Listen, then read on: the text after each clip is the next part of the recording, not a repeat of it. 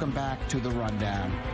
The United Nations Relief and Works Agency, better known as UNRWA, was created over 70 years ago to address the 750,000 Palestinians who fled or were forced out of their homes during Israel's War of Independence. Now, that figure has ballooned to some 5 million because of UNRWA defining all of their descendants as refugees, even those that have claimed citizenship elsewhere.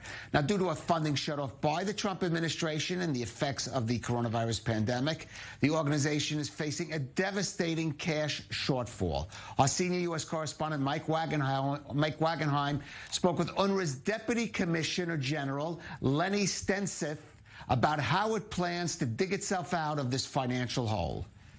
Have there been any initial talks with the incoming administration of President-elect Joe Biden or any influential members of Congress in reinstating at least some of that funding that's been lost the last couple of years? As of now, of course, we will have to wait until the Biden administration is inaugurated in place, and we look forward to engage with them again, not only because it's important to receive additional funding, but also it is important to have the political engagement from the United States when we're looking into the coming year, because we do need to have a conversation around how we can secure a more sustainable funding platform for the agency. I think it goes without saying that it is extremely challenging, first and foremost, for the refugees who are facing so many difficulties right now due to the economic recession, the COVID pandemic, and to the staff, of course, who many of them or most of them are Palestinian refugees themselves, that we have to announce that we're not sure we can pay their salaries. Large families depend on those salaries. So this just adds to the insecurity and the despair, I would say. One of the questions then becomes, somebody who is born in Ramallah, who has lived in Ramallah his or her entire life, who's lived only under the Palestinian Authority, is receiving funding under UNRWA, under its mandate, which the mandate is the mandate. It can only be changed by the member states of the United Nations. But that is the case right now. Somebody has lived under the Palestinian Authority their entire life in territory designated to the Palestinian Authority, still qualifies as a refugee. Have there been any communications with member states that this particular designation may need to be modified in order to make UNRWA a sustainable entity and continue to allow it to do the core work that it does in providing humanitarian aid where it's needed most, in the refugee camps in Lebanon, in Syria, and so forth, rather than in places like, Ramallah, Jenin, Nablus, and so on and so forth?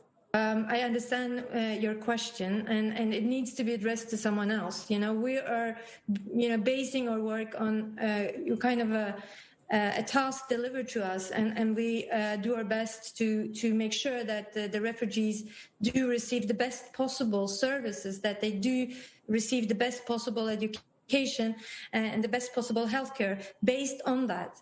But again, I think being mandated by the General Assembly, it's not up to us to engage in such discussions. We are at the disposal for the international community. We do our best to deliver services, and we do it based on the kind of the instructions we've got. The previous administration of UNRWA, there was corruption, there was mismanagement of the finances. There is zero indication that that's taking place under the current administration, and all the member states seem to be very happy with the current leader, the Commissioner General of your organization.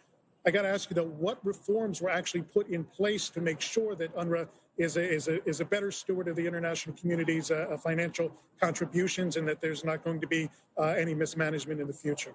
I would like to say that we've come a good way, but we still have a number of initiatives that we would like to implement. One of the things that we put in place is to strengthen the oversight function in the agency, which I believe is key.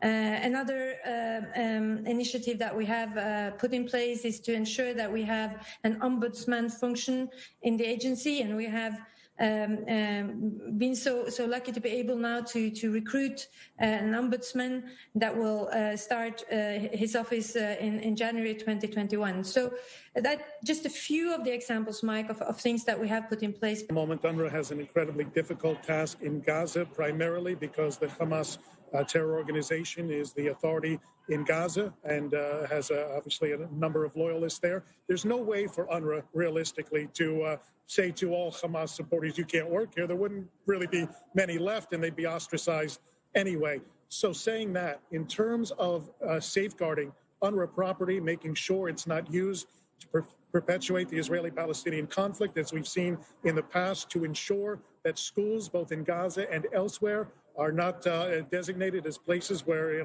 Hamas and other organizations are using it as recruiting grounds, as grounds for incitement that we've seen as well. What is UNRWA doing in places like Gaza to make sure that the problems like that aren't being perpetuated? So in order to safeguard that, we do inspections of all our facilities, we do training with all our staff, and we react strongly when we see a breach of the neutrality among our staff or in any of our facilities.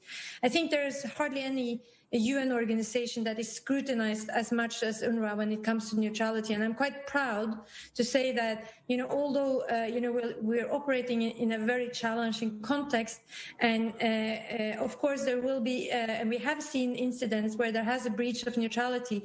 What is important for us and for me personally is to ensure that we communicate very clearly that this is not acceptable. We're a neutral humanitarian agency, and any breach of neutrality is harming the refugees themselves.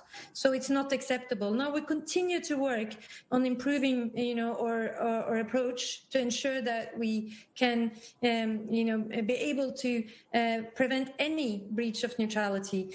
So we have a zero tolerance on that, and we work across the 5 fields where we operate with all our staff continuously to address these issues. Immense challenges ahead. We wish you the best of luck. Leni Stenseth, the Deputy Commissioner General for UNRWA, we appreciate you taking the time and joining us today. Thank you.